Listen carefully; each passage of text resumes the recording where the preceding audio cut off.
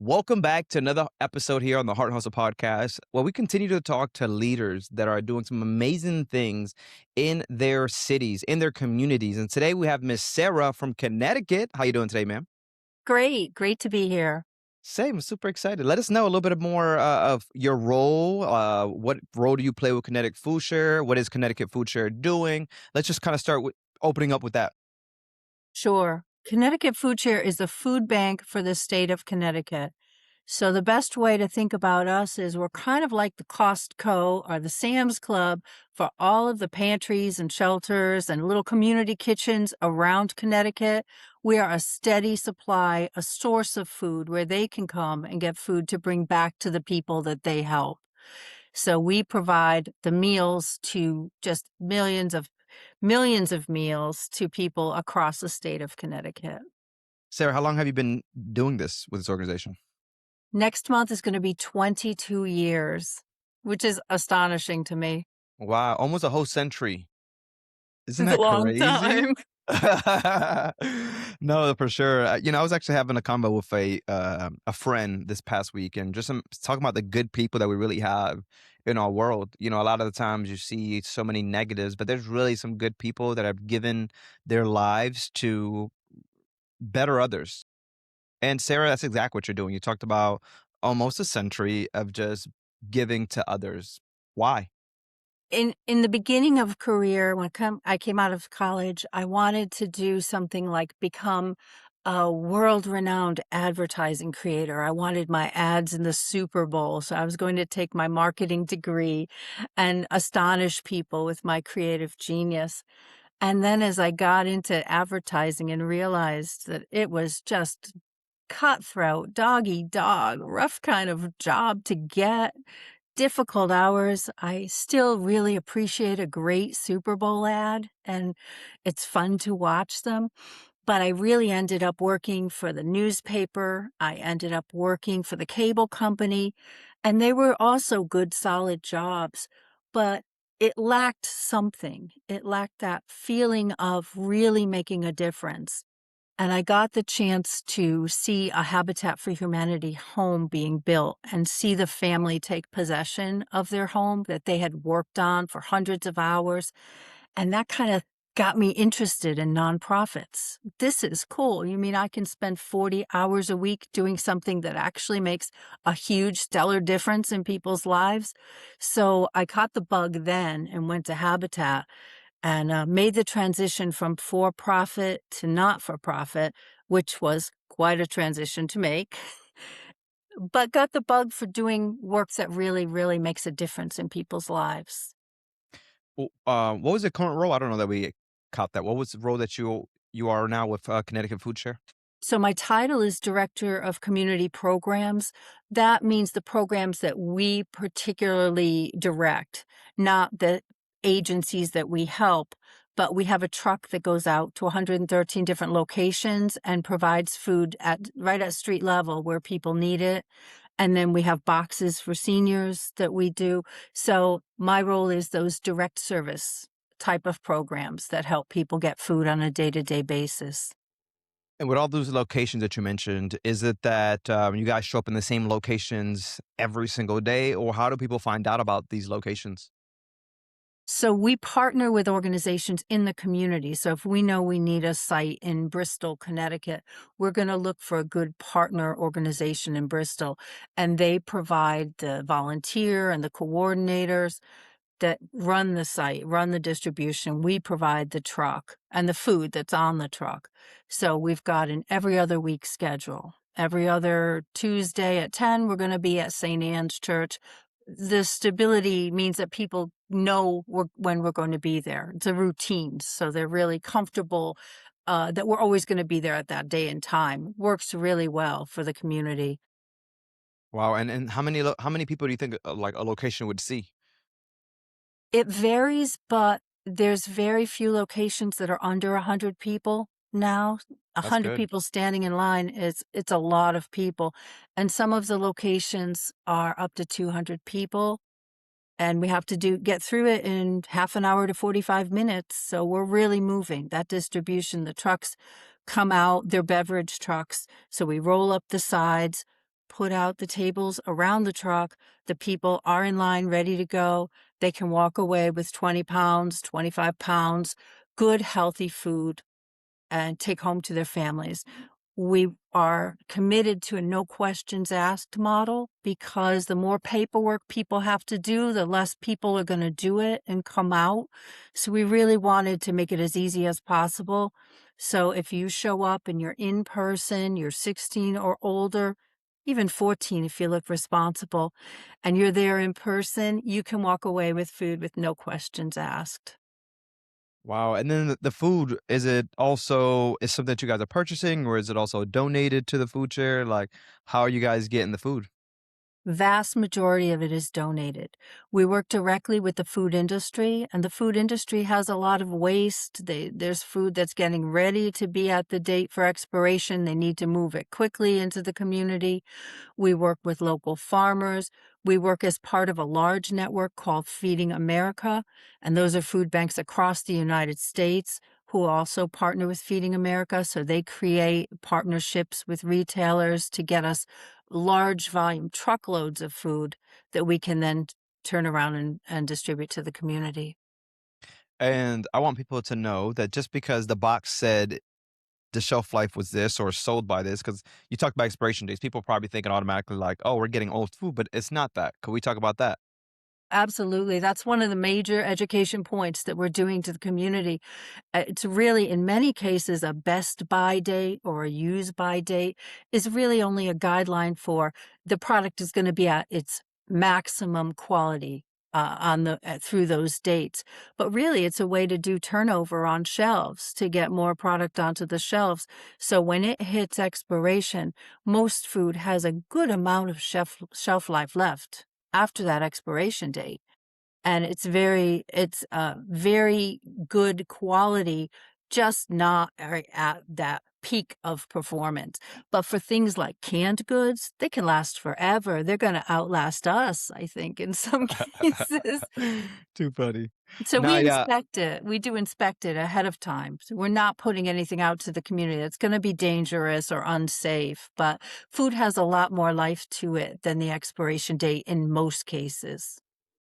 yeah, and I'm glad that you brought that up because it is true. It's just it's shelf life. Someone that's kind of been it's like that first in, first out. Sometimes something just got pushed to the back, still great. It's just, the date on it, they can't sell it. I mean, you cannot go to a Publix or a Walmart with something on the shelf that is outdated. And as you mentioned, a lot of the times also they change boxes. So these things got to come off shelves because now they Mhm. change the logos or change all these different things. As you mentioned, not bad. I think we all know that. We all have those canned goods in our pantries that we use. Sometimes always funny when my wife takes something out the freezer and she's like, "Oh my god, look at the date on this," and I'm like, "Babe, it's been frozen this whole time. Like you are good, as long as it's not frostbitten per se." But are you guys doing like also meats and things like that frozen? Yeah, I'm glad you mentioned that because we do work with the stores to get the food, the meat products right before the expiration date, and then they freeze them and we transport them. We pick them up at the store, get the meat back to us so that once it's frozen, it's good. You've got a year once it's frozen, regardless of what the packaging is, because that preserves it. And so for the retailers, it's great because they make these donations and they get a tax break for doing it. We get I love that you mentioned tax break. So many people don't realize that, right? There's what's in it for them. It is that, tax receipt, so they don't have to pay so much taxes. Are you guys always looking for other vendors, or are you guys kind of like set on what that looks like? there's only so many. We've been in business now for over 40 years, so we pretty much know all the players in the game. And, if not at a local, then at a national level. When somebody new comes on board, certainly we're gonna talk to them and try to get the food that they're getting ready. Before food banking, they actually took the food and dumped it in the ocean on barges or buried it in landfills before the idea of food banks happened. So it blows my mind to think of how much food that was being completely wasted before one guy got the idea that to like a bank takes in money, we should have a bank for food where we can redistribute it to people in need instead of just dumping it in a landfill. I love it. No, I did not know that actually. I could you just saying that is like, "Oh my god, that smelled really bad." Like I can only imagine. No, that is so cool. So what does a day-to-day for Sarah look like? Oh, a lot of troubleshooting, a lot of troubleshooting. We will have our trucks on 12 different locations in one day. It's 4 trucks going to probably 12 locations. So tons of logistics. You know, the less glamorous part of nonprofits are the logistics of getting to the right place, right time, having enough product on the trucks. Are people happy with the trucks? Are our partners welcoming people that are in line? We call the people in line our guests because we want to feel like you are a guest of our site. We want to treat you with respect, dignity. We want this to be a positive experience for you. But at the same time, these are not our paid employees. These are community members who have said, we want your truck to come out to us and we're going to have staffing. We're going to have the volunteers that you need. So I don't they don't report to me. I don't have the chance to tell them how to do things, but we still want them to do things in the best possible way because that truck is a rolling billboard. There's our name, Connecticut Foodshare, right on the truck. So how people are treated, it determines how people feel about our organization, right? If you come and you're meted by somebody with a smile on their face that explains the process, that makes you feel like they're happy to see you there instead of you're just one more number in the line, that makes a difference. And it's really important to us because the folks that we're serving, it takes an awful lot to stand in line for food. It takes a lot of nerve to stand in line and say, I don't have enough. I need some food. So we don't want that to be a negative experience in any way. So a lot of the calls that I get are people that have had something that didn't go quite the way they wanted it to. And then I take that back to my team and we troubleshoot what went wrong. What can we do better? Do the volunteers need more training? Is it a product issue? Maybe we send some blueberries, something like raspberries or blueberries or strawberries. It looked great on Friday. And on Monday, after it sat ready to go on the truck, on Monday by noon, it may not look great. So, do the volunteers need more training to take the stuff out that doesn't look good and only distribute the stuff that looks good? So, we're trying for a quality experience for everybody that comes to the mobile pantry, that they're going to get decent quality food, that they know that they're cared for. So, a lot of troubleshooting on things along that line in my day and planning for the future.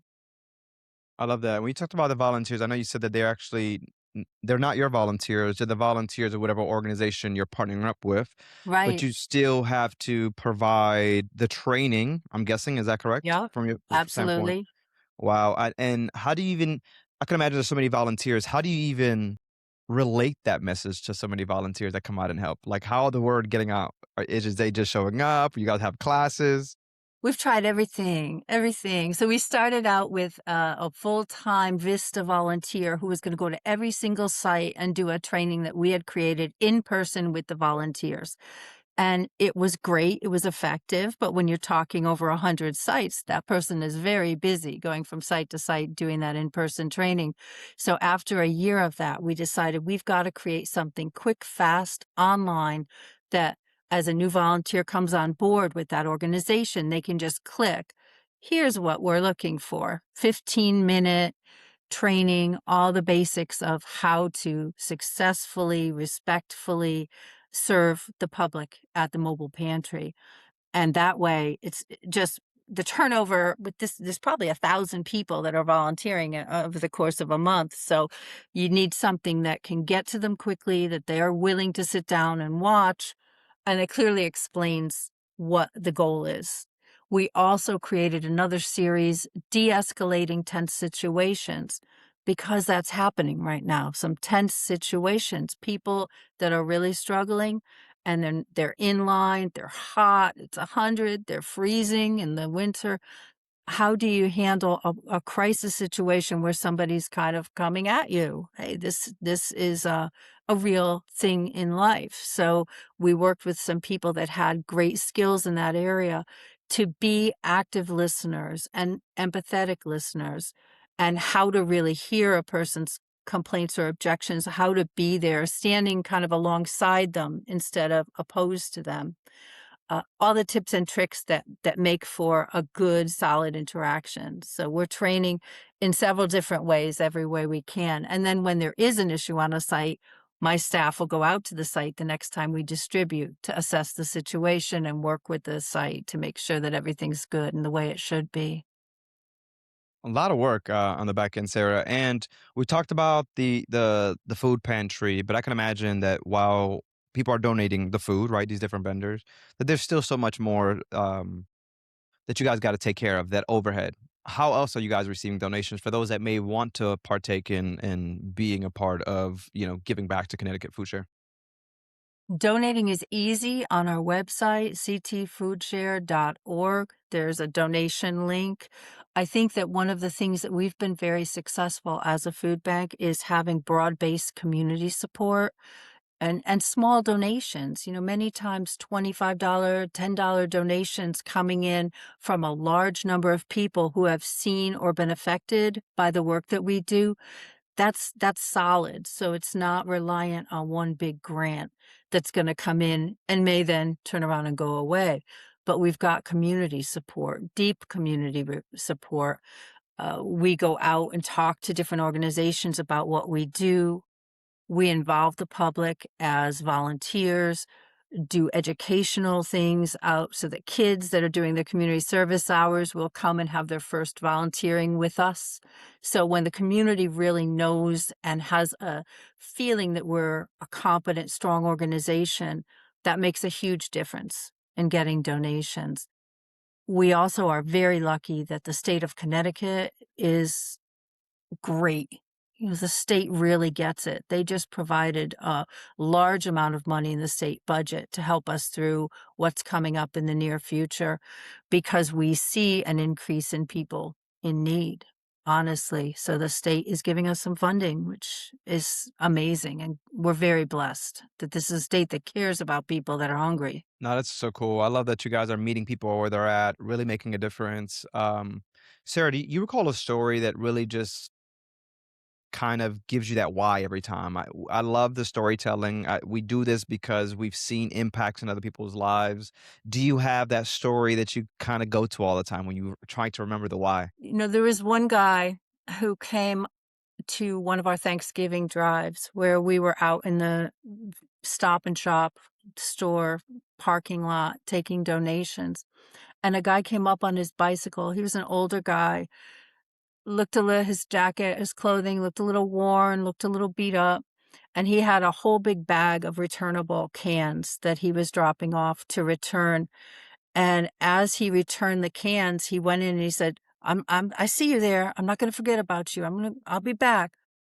And so he had just maybe 100 cans or something that he had returned. He came back out with a couple of boxes of stuffing and cranberries, and he donated to the drive that we were having there with a little can and a box of stuffing, and he said, "My life is going much better now. I got my friends let me stay in their basement, and I've got this bike, and I collect cans all over the state, and I wanna give back to other people who are struggling more than I am." And it was just so heartwarming. It was so heartfelt, that people at all levels of income want and strive to do something for others. That's so meaningful. It is. I truly always say that a person, a moment, and just a story really changes somebody's life. And obviously that person's life was changed and he just wanted to continue to change someone else's life however he could. And that goes back to how we started, Sarah. There's so many good people on this earth that are really doing good things at all level. May not get the recognition, but I'm glad that we were able to tell that story because no matter where Um, we're at, we're able to be a part of change. And that was just one of those examples how part of change. Sarah, you've been a part of change for a very long time. Like, what are some of the things that you would love to see as you continue your journey? I can imagine you still have a lot more years to go. What are you wanting to see with Connecticut Food Share, or even with Connecticut in general, when you think about that, the work that you're in? I would like to see programs like mine go extinct because everybody had a safe, reasonable, plentiful supply of food in the state that I would love for people never have to stand in line for food at all.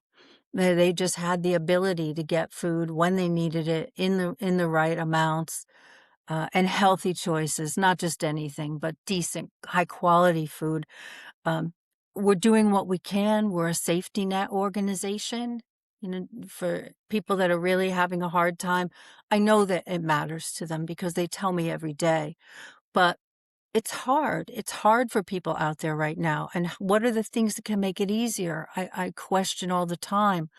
A lot of food banks are looking at making it easy for people to acquire food so that if you can't make it to one of our distributions, is there a way to have maybe lock boxes at a store or at a post office that we can stock food to those?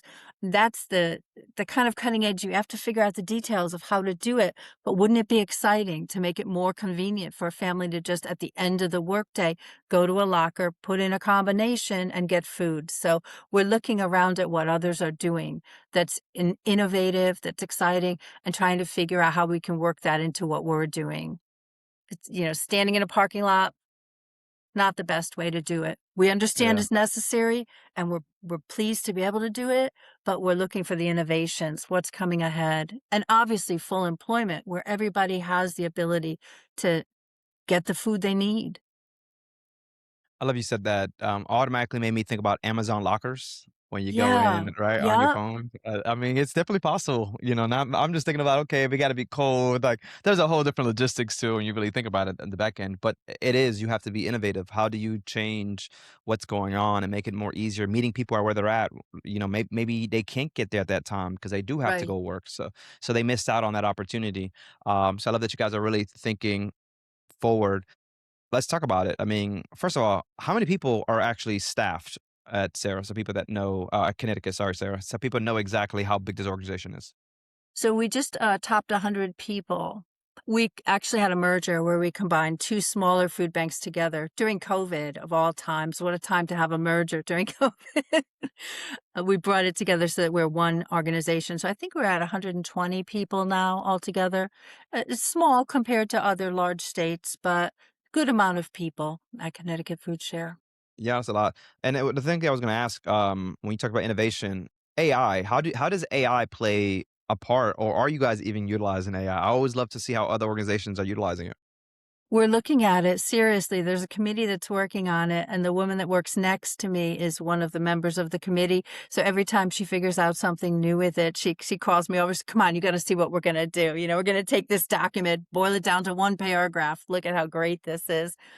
We're just in the infant stages, writing policies about what you can and can't use it for. Obviously, we want to be responsible with AI as well, but it is not a large part of our day to day at this point. Not yet.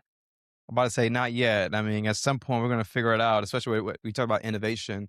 It's like, how do you not innovate without some AI? AI is so everywhere now, but I love that you mentioned being able to just get things so much easier, like through reading data, ideally. So I found a box this past week of I run an organization, 30 years old, and everything for them was very, like, documented very well on pieces of paper, nothing on electronic records. Mm. So I sat here and I found all these contact names from 10, 15 years ago, and I'm like, "Oh my god, how do we get these into the system?" But now it's like having to use AI to get all these read to then input them back to an Excel spreadsheet. It saves us so much time. I truly, truly do, enjoy it. Um, as we start to wrap up, where could people find more information about what you guys are doing? Are you guys on social? What is the URL? Are you guys on LinkedIn? Yeah, we're definitely if you go to our website, it'll also connect you with our socials as well there. So probably the web starts the easiest, going to CT Foodshare, all one word, ctfoodshare.org, ORG for organization, will get you to all of the different things. You can donate, you can sign up to volunteer, because we also have volunteers in-house that are helping us move those huge amounts of food that need to go out into the public. So there's opportunities to do those things there as well as who we are. We have hydroponics now in the parking lot. We just got a couple of big Oh, storage containers, and we're growing lettuce in the parking lot so that we have a steady supply of food. That's another one of those innovations that we didn't I was think gonna say, about. yeah. Pre-COVID, and then we got huge they look like just trailers, but if you go inside, it's amazing. There's lettuce growing on all these slats, and they can Wow. get hundreds of pounds of fresh, gorgeous food that we put out on the truck or give to our organizations. That's a little bit of food independence so that if there is a supply chain issue, hey, we're growing the food ourselves in our parking lot. How cool is that? Doesn't get any better than that for sure. My wife's starting and do that. I built her a planter. Now we have lettuce, we have green onions, and we have potatoes. And she starts to build all these things. So yeah, Sarah, that is the next, right? Is how do we possibly buy land to grow our own? Wow. Well, I'm so glad you said that too, because there's a group that's doing amazing work that is called the Black Church Food Security Network. And they have a Reverend Heber Brown III. It's in Baltimore, Maryland. And he got the idea of growing food on church property for the church members using the experience of the elders in the church. He said, we had a lot of elders in the church who had knowledge of how to grow food. And let's take that knowledge of the elders, bring the young people involved, use the church property that we are rich in, and grow food so that when something goes wrong, we know we're taking care of our own community, food sovereignty. And Yeah. over the years, as I've watched this organization, they connected with other churches all up and down the East Coast and then all the way out to the West Coast. So these churches are creating their own church supply chains of having food for their community, regardless of what happens economically or issues, COVID, whatever could happen. So that's on the radar, huh, Sarah? That's on your radar. You have to think about it. We had both the SNAP shutdown when the government couldn't agree, and we had the SNAP shutdown for a month.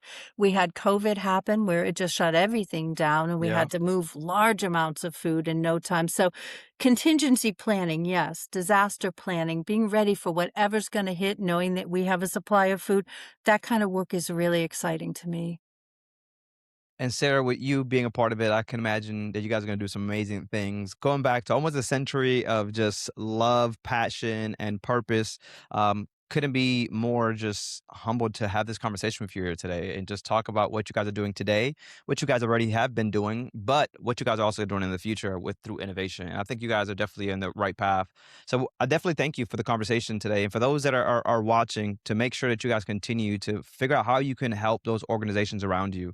They're doing some amazing work. And just shout outs to Sarah and the team for continuing to provide at all times. We talk about the pandemic, what a hard time to be, present. Because I can imagine there was a lot happening at that time.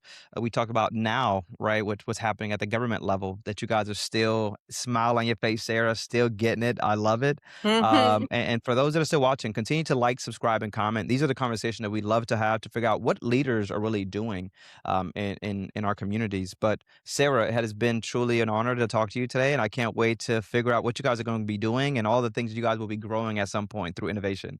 My name Thank is you so Efrain. much. This is Sarah. We'll catch you in the next one. Later.